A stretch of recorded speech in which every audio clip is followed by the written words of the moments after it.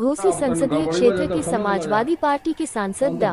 राजीव राय को गत दिनों अज्ञात बदमाश द्वारा उनके मोबाइल पर जान से मारने की धमकी दिए जाने के मामले में अब तक मऊ पुलिस द्वारा बदमाश को गिरफ्तार नहीं किए पर सपायों में आक्रोश गहराता चला जा रहा है। शनिवार को रसड़ा डाक बंगला में समाजवादी पार्टी के विधानसभा अध्यक्ष रविंद्र यादव की अध्यक्षता में पार्टी पदाधिकारियों की एक आंशिक बैठक हुई, जिसमें निर्णय लिया गया कि यदि सांसद राजीव राय को धमकी देने वाले बदमाश को तत्काल गिरफ्तार नहीं किया तथा उनकी सुरक्षा तत्काल नहीं बढ़ाई गई तो समाजवादी पार्टी सड़क पर उतरकर संघर्ष को विवश होगी, जिसकी समस्त जिम्मेदारी शासन प्रशासन की होगी। इस दौरान रविंद्र यादव ने कहा कि इस संवेदनशील प्रकरण को लेकर सांसद राजीव राय द्वारा मऊ जनपद के एसपी को पत्र दिया जा चुका, किंतु अभी तक पुलिस द्वारा कोई कार्रवाई नहीं किए जाने से पार्टी के कार्यकर्ताओं में गहरा आक्रोश व्याप्त है। इस मौके पर चंद्रशेखर सिंह, विजय शंकर यादव, उत्तीर्ण पांड्य, अभय सिंह रिंकू, विश्वजीत यादव, लखन राजभर, विनोद कुमार आदि लोग उपस्थित रहे। बलिया से आरिफ अहमद की रिपोर्ट। को गिरफ्तार नहीं कर, अगर अभी तक हफ्ता दिन हो गए, एक हफ्ता लगभग निकल गया, नहीं की गई ना अपराधियों को पकड़ा गया, लेकिन अब आप क्या निर्णय, अगला कदम कितने दिन के अंदर अगर गिरफ्तारी, अगर वो अपराधी पकड़े नहीं जाते तो समाजवादी पार्टी क्या कदम उठाएगी? एक हफ्ते के अंदर गिरफ्तारी नहीं पकड़े जाते हैं तो पूरे घोसी लोकसभा के सभी नेताओं से वास्ता करने के बाद उनकी राय बात से हर चट्टी चौराहे पर, हर विधानसभा में इस सरकार के खिलाफ जो है आंदोलन किया जाएगा और हम मांग करते हैं कि राजीव राय को सुरक्षा बढ़ाया जाए। धन्यवाद। आज उत्तर प्रदेश में जिस तरह इनकाउंटर सरकार द्वारा किया जा रहा है, इस इनकाउंटर के बारे में क्या कहना चाहते हैं? यह इनकाउंटर जात पार्टी देख करके किया जा रहा है। इसके समाजवादी पार्टी के नेता सभी कार्यकर्ता घोर निंदा कर रहे हैं। जिस तरह समाजवादी पार्टी, कांग्रेस पार्टी आरक्षण की मांग कर रही है और भारतीय जनता पार्टी के रक्षा मंत्री जी कहना ये कि समाजवादी पार्टी आरक्षण कराकर भारत में विद्रोह कराना चाहती है, क्या कहेंगे? हम लोग के समाजवादी पार्टी के राष्ट्रीय अध्यक्ष हमेशा कहा करते हैं या मांग करते हैं कि जनगणना कराया जाए, जनगणना के बाद जितनी जिसकी जात है उसके हिसाब से आरक्षण दिया जाए। मेरा नाम अभय सिंह रिंकू है। जिस तरह उत्तर प्रदेश में 10 सीटों पे समाजवादी पार्टी उपचुनाव की तैयारी और लड़ रही है, क्या कहना चाहते हैं? देखिए, उत्तर प्रदेश की जनता चल रही भाजपा सरकार के खिलाफ, महंगाई बेरोजगारी पे सरकार विफल है। आज त्राही माम हुआ है पूरे प्रदेश में, जनता इस महंगाई से, नौजवान बेरोजगारी से परेशान है। इस सरकार को जनता हटाना चाहती है। भाजपा के कुछ मंत्री कहना है कि समाजवादी पार्टी की एक भी सीट पे खाता नहीं खुलने वाली है। भारतीय जनता पार्टी 400 पार का नारा देके 2024 का लोकसभा चुनाव लड़ी थी। आप देख रहे हैं उत्तर प्रदेश में ही अगर थोड़ा बेईमानी नहीं होती तो समाजवादी पार्टी और गठबंधन लगभग 60 सीटों से ऊपर चुनाव जीतता।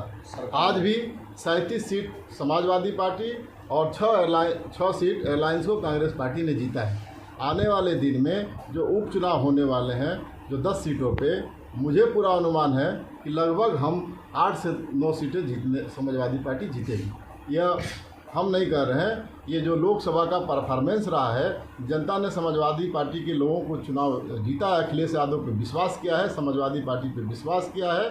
इस बार भी 8 से 9 सीटों पे समाजवादी पार्टी जीत जाएगी।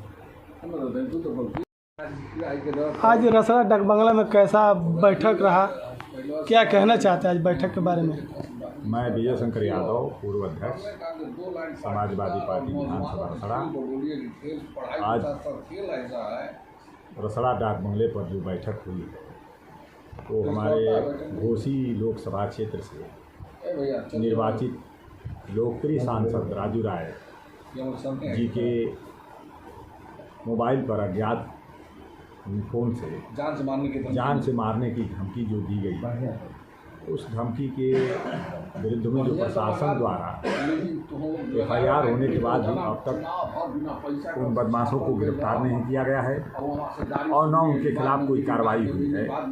इसलिए आज हम लोग आपके माध्यम से सरकार को चेताना चाहते हैं कि समाजवादी पार्टी माननीय अखिलेश यादव के नेतृत्व में हम अनुशासित तरीके से इस लड़ाई को लड़ने के लिए तैयार हैं कि उन बदमाशों को गिरफ्तार किया जाए, उन अपराधियों को गिरफ्तार किया जाए और जल्द से जल्द गिरफ्तार किया जाए।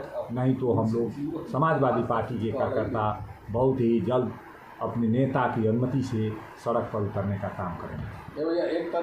27 में चुनाव की क्या तैयारी चल रही है? 27 में तैयारी पूरे हिंदुस्तान की जनता आज महंगाई और बेरोजगारी से त्रस्त है।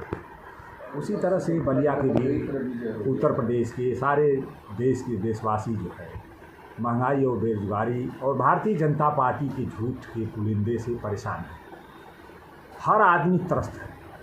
पढ़ा लिखा नौजवान सड़क पर टहल रहा है, घूम रहा है, उसके रोज़गार का कोई इंतजाम नहीं है और पूरे सरकारी संस्थाओं को ये सरकार बेच रही है।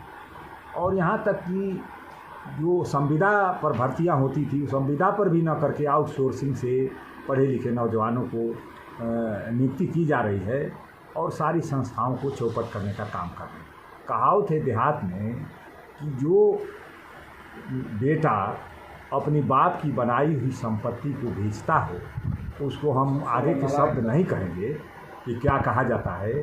ठीक उसी तरह से हमारे देश की ये सरकार जो है तमाम सरकारी संस्थाओं को बेच करके और देश की अर्थव्यवस्था को चौपट करने का काम किया। तो पैसा जा कहाँ रहा? अभी बिहार में आपके 15 पुल धंस गए, 15 दिन के अंदर धंस गए, गिर गए। क्या हो रहा है? उधर राम मंदिर का गुंबद जो टपक रहा था, बलिया रेलवे स्टेशन का जो ऊपर का गुंबद है वो थोड़ी सी बारिश में, अभी मामूली बारिश हुई कल, उसमें भार आके गिर गया। क्या कहा जाए? लोकसभा जो मंदिर है जो उसको भी मंदिर ही कहा जाएगा। अभी लोकसभा 1200 करोड़ रुपये की लागत से बना रहा है, नई लोकसभा, उसमें भी पानी टपक रहा है। और मीडिया जो है कि मीडिया के लोगों को इस देश में को बचाने में आगे आना चाहिए और ईमानदारी से चीज़ों को छापना चाहिए।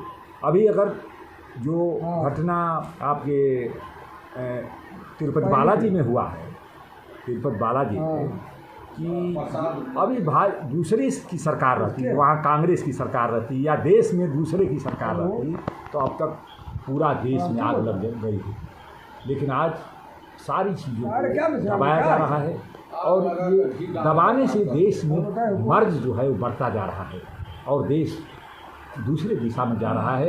इस देश को बचाने की जरूरत है। हम नौजवानों से, किसानों से, व्यापारियों से, हम सभी वर्ग के लोगों से, वकील से, मास्टर से, सबसे मांग करते हैं कि आज देश को बचाने की आवश्यकता है और आप देश को बचाने में आगे आए और आजताई जो हुकूमत है जो बदले की भावना से काम करती है, जो चाहे केंद्र की सरकार हो चाहे प्रदेश की सरकार हो, जहाँ पर जीरो टॉलरेंस की बात हो रही है, टोटल झूठा बकवास आज देश के सामने हो रहा है। रोज़ हत्या हो रही है, रोज़ बलात्कार हो रहा है, जो रोज़ अपराध हो रहे हैं, इस पर रोक लगाने की आवश्यकता है।